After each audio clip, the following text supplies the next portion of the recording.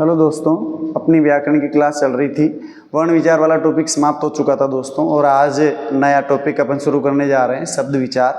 ठीक है। और दोस्तों, ज़्यादातर स्टूडेंटों की समस्या ये रहती है कि सर तत्सम तद्भव शब्दों की पहचान हम कैसे करें, क्योंकि शब्द बहुत सारे होते हैं, स्टूडेंट बेचारा कहाँ तक याद करे। तो मैंने कुछ तथ्य ऐसे शामिल किए हैं जिसके आधार पर आप तत्सम और तद्भव शब्दों की क्या कर सकते हो दोस्तों, पहचान कर सकते हो।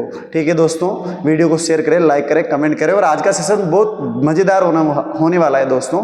ठीक है दोस्तों, और ये जो व्याकरण चल रही है ये सभी एग्जाम के अंदर आपके लिए रामबाण साबित होगी दोस्तों। ठीक है दोस्तों, शुरू करते हैं। देखिए, बात करें शब्द की, बात करते हैं, शब्द विचार पे आते हैं। पहली बात तो अपन बात करें किस पर, शब्द क्या होता है। देखिए, शब्द होता है वर्णों का सार्थक समूह। क्या होता है दोस्तों, वर्णों का सार्थक समूह। वर्णों का सार्थक समूह कैसे कि जैसे मान लीजिए मैंने यहाँ पर लिख दिया ये कमल लिखा हुआ है। क्या लिखा हुआ है दोस्तों, कमल लिखा हुआ है। अब इसका यदि टुकड़ा करें तो इस तरह से हम क्या कर सकते हैं, टुकड़ा कर सकते हैं। ये देखिए, म अ और ल और ये अ, इस तरह से। ठीक है दोस्तों, अब बात करें, यानी कि 1 2 3 4 5 6 वर्ण हो गए, और 6 वर्णों का ये क्या बन गया, समूह बन गया। क्या बन गया दोस्तों, समूह बन गया। और इसका क्या है, अर्थ भी है। सार्थक का मतलब क्या होता है, अर्थ, यानी कि इसका अर्थ भी होता है। अपन अच्छी तरह से जानते हैं कि कमल का अर्थ फूल होता है। ठीक है, तो वर्णों का सार्थक समूह क्या कहलाता है, शब्द कहलाता है। ठीक है दोस्तों, आगे बढ़ते हैं। जैसे कमल, गुलाब, पानी, सूर्य, आगे बढ़े। उत्पत्ति के आधार पर यदि अपन शब्दों की बात करें तो शब्द 4 प्रकार के होते हैं, तत्सम, तद्भव, देशज और विदेशी होते हैं। ठीक है दोस्तों, देखिए पहले चर्चा करते हैं तत्सम शब्दों पर।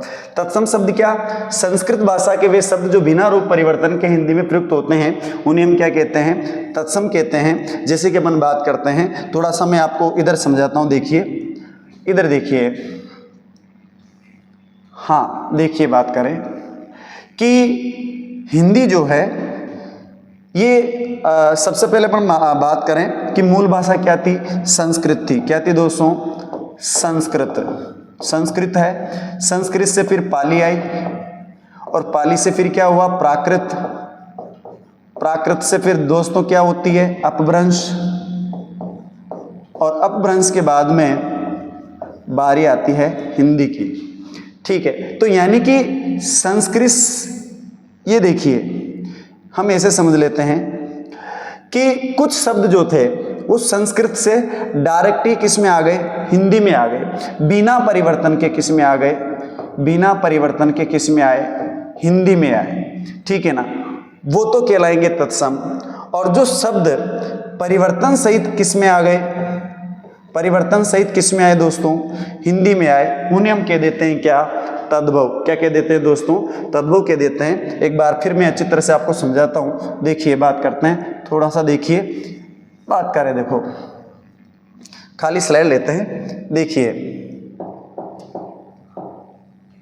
अच्छा देखिए, बात करें सबसे पहले संस्कृत।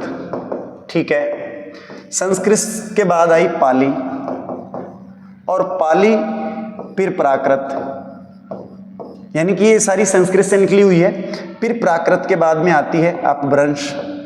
क्या आती है, अपभ्रंश। और अपभ्रंश के बाद में बारी आई हिंदी की। ठीक है दोस्तों, तो अब देखिए, संस्कृत से ही हिंदी का विकास हुआ है, तो कहीं ना कहीं संस्कृत के शब्द डायरेक्ट हिंदी में आए, है ना, किस में आए, डायरेक्ट हिंदी में आ गए।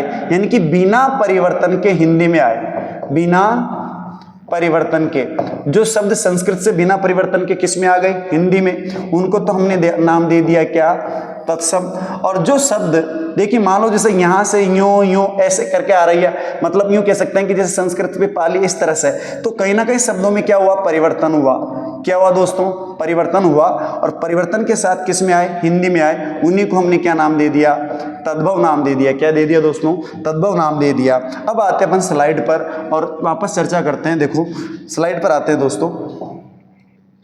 देखिए, हाँ बात कर रहे थे तत्सम शब्दों पर। देखिए, संस्कृत भाषा के वे शब्द जो बिना रूप परिवर्तन के हिंदी में प्रयुक्त होते हैं, कैसे, देखिए जैसे संस्कृत में अपन बात करें, अग्नि शब्द है, अब ये संस्कृत में भी लिखा जाता है और इसको ऐसा का ऐसा हम क्या करते हैं, हिंदी में भी लिखते हैं। इस वजह से यानी कि बिना परिवर्तन के हिंदी में आया है। जैसे कर्ण, संस्कृत में कर्ण लिखते हैं और हिंदी में भी कर्ण लिखते हैं, यानी कि इसमें कोई परिवर्तन नहीं हुआ। नासिका संस्कृत में भी लिखते हैं और हिंदी में भी नासिका लिखते हैं। जीवा ये संस्कृत में भी प्रयुक्त होता है और हिंदी में प्रयुक्त होता है। ओष्ठ ये भी प्रयुक्त होता है। तो ये शब्द वैसे के वैसे किस में आ गए, हिंदी में आ गए, इसी वजह से इनको तत्सम शब्द के नाम से जाना जाता है। अब आप दोस्तों स्क्रीनशॉट ले, फिर आगे बढ़ते हैं।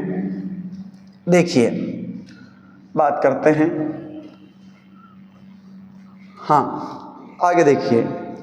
इसके बाद देखिए दोस्तों तद्भव शब्दों की बारी आती है। तद्भव वे शब्द जो परिवर्तन के साथ हिंदी में प्रयुक्त होते हैं, यानी कि जैसे देखिए पहले अग्नि था, अग्नि का क्या हो गया आग, कर्ण का क्या हो गया कान, नासिका का क्या हो गया नाक, जीवा का क्या हो गया जीभ, ओष्ठ का क्या हो गया ओठ, यानी कि कहीं ना कहीं इनमें क्या हुआ परिवर्तन हुआ। जैसे देखिए हमने तत्सम में क्या पढ़ा ओष्ठ पढ़ा था, अब ओष्ठ से क्या बन गया ओट बन गया, यानी कि इस शब्द में परिवर्तन हो गया। तो परिवर्तन के साथ में जो हिंदी में आए हैं उन्हें हम क्या नाम दे देते हैं तद्भव दे देते हैं। ठीक है, जैसे अग्नि, अब देखिए ये अग्नि है, क्या है दोस्तों अग्नि, अग्नि में परिवर्तन, अग्नि जो शब्द है ये परिवर्तन सहित हिंदी में आया और क्या बन गया आग बन गया। तो परिवर्तन के साथ में जो हिंदी में आए उन्हें हमने नाम दे दिया तद्भव, और जो परिवर्तन बिना परिवर्तन के हिंदी में आए हैं उन्हें नाम दे दिया तत्सम। अब देखिए दोस्तों आगे बढ़ते हैं।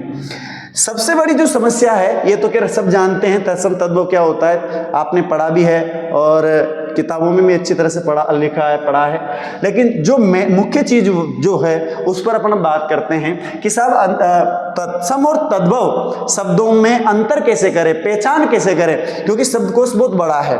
ठीक है, तो दोस्तों कुछ तथ्य मैंने आपके सामने प्रस्तुत किए हैं ताकि उन तथ्यों के आधार पर आप क्या कर सको तत्सम और तद्भव शब्दों की पहचान कर सको। सबसे पहला तथ्य देखिए दोस्तों, संयुक्ताक्षर के प्रयोग से बने शब्द अधिकांशतः तत्सम होते हैं, यानी कि जिन शब्दों में संयुक्त वर्ण का प्रयोग हो, क्या हो संयुक्त वर्ण का प्रयोग हो, वे शब्द अधिकांश क्या होते हैं तत्सम होते हैं। जैसे देखिए आप अस्थि, यहां पर आधा स और त है यानी कि संयुक्त है। नेत्र यानी कि यहां पर अपन बात करते हैं त्र जो है ये आधा त और र से मिलकर के बना है यानी कि भी संयुक्त है। अक्षी ये जो क्षत्रिय वाला है ये भी आधा क और षटकोण से बना है यानी कि ये भी संयुक्त है। अंगुष्ठ ये संयुक्त आ गया, अक्षर ये वापस संयुक्त आ गया, उच्च ये संयुक्त है, उष्ठ अक्षत। ठीक है, आम्र अब यहां पर भी देखिए संयुक्त आ गया, चूर्ण अष्टादश ये संयुक्त वर्ण है, आम्र काष्ठ ये संयुक्त वर्ण आया, ये संयुक्त वर्ण आया। चित्र अब यहां पर त और ये र तो संयुक्त हो गया। तो ध्यान रखें दोस्तों कि जिन शब्दों में संयुक्त वर्णों का प्रयोग होगा वे शब्द क्या होंगे तत्सम होंगे। क्या होंगे दोस्तों तत्सम होंगे। अब आप इस स्क्रीनशॉट लीजिए और क्लास को आगे बढ़ाते हैं दोस्तों।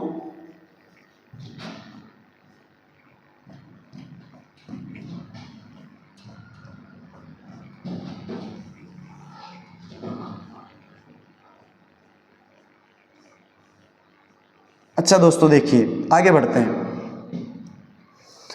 हैं, आप स्क्रीनशॉट लीजिए। ठीक है, लीजिए स्क्रीनशॉट।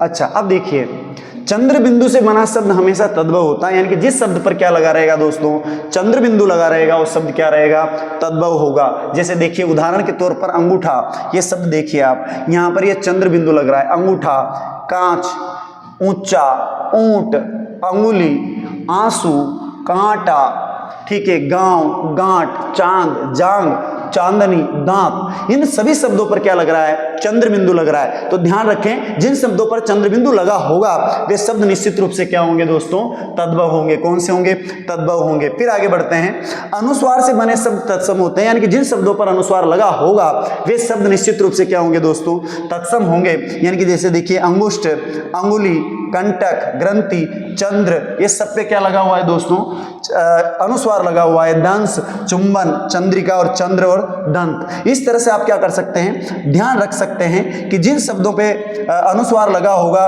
वे तत्सम होंगे और जिन शब्दों पर चंद्र बिंदु लगा होगा वे तद्भव होंगे, ताकि आपकी समस्या का क्या हो जाएगा दोस्तों निवारण हो जाएगा, यानी कि कांटा निकल जाएगा। ज्यादातर स्टूडेंट की शिकायत ये रहती है कि सर कैसे पहचाने।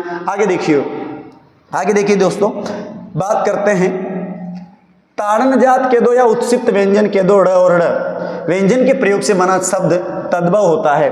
यानी कि ये वर्ण यदि किसी शब्द के साथ जुड़े हुए हों तो निश्चित रूप से वो शब्द क्या होगा, तद्भवी होगा। जैसे देखिए आप कोड़ी, कोड़, अनाड़ी, घड़ा, घड़ी, दाढ़, ये सारे के सारे शब्द क्या है दोस्तों, तद्भव है। क्या है, तद्भव है। इसके बाद देखिए री का प्रयोग करके यदि कोई शब्द बना हुआ है तो वो तत्सम होता है। जैसे अमृत, ये री आ रहा है, पृथ्वी री आ रहा है, गृह, तृण, दृष्टि, सब में री आ रहा है तो ये तत्सम है। इसके बाद देखिए वे शब्द जो बोलने और पढ़ने लिखने में क्या होते हैं, कठिन होते हैं, वे भी शब्द कौन से होते हैं दोस्तों, वे तद्भव होते हैं। कौन से, सॉरी, वे शब्द जो बोलने पढ़ने लिखने में कठिन होते हैं वे शब्द क्या होंगे दोस्तों, वे शब्द होंगे क्या, तत्सम होंगे। क्या होंगे, तत्सम होंगे। क्या होंगे दोस्तों, तत्सम होंगे। जो पढ़ने और लिखने में क्या लगते हैं, क्या लगते हैं दोस्तों, कठिन लगते हैं, वो शब्द भी कौन से होते हैं, तत्सम होते हैं। दोस्तों अब आप स्क्रीनशॉट लीजिए और मैं आशा करता हूं कि आज का वीडियो आपको बहुत अच्छा लगा होगा और मैंने जो प्रयास किया है आप लोगों को तत्सम तद्भव शब्दों की समस्या का निवारण करने का, वो बहुत अच्छा लगा होगा दोस्तों। और वीडियो को ज़्यादा से ज़्यादा शेयर करें। धन्यवाद।